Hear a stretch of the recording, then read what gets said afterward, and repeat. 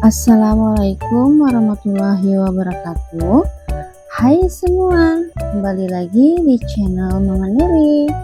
Kali ini saya mau bikin sambal untuk pendamping nasi uduk yang tentunya pedas dan juga enak banget. Yuk langsung aja ke bahan dan prosesnya. Pertama-tama kita akan menghaluskan bumbu, yaitu ada 15 buah cabai merah keriting, 10 buah cabai rawit domba, kalau mau pedas lagi boleh ditambah ya, 8 siung bawang merah, 6 siung bawang putih, 2 buah tomat, dan sedikit air. Ini kita blender sampai halus. Dan kalau sudah halus kita sisihkan dahulu.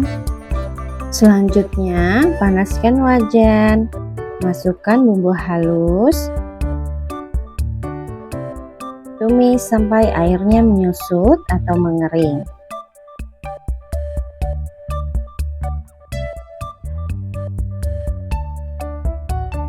Kemudian masukkan secukupnya minyak goreng, tumis sampai harum.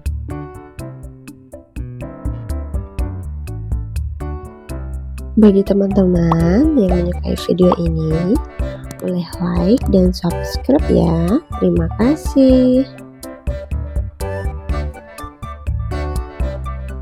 Tambahkan setengah sendok teh kaldu bubuk, setengah sendok teh garam, 3 sendok makan gula merah. Aduk sampai tercampur rata dan sambalnya matang.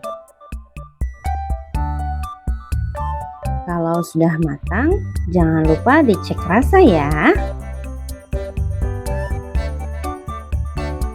Kalau sudah pas, angkat lalu sajikan.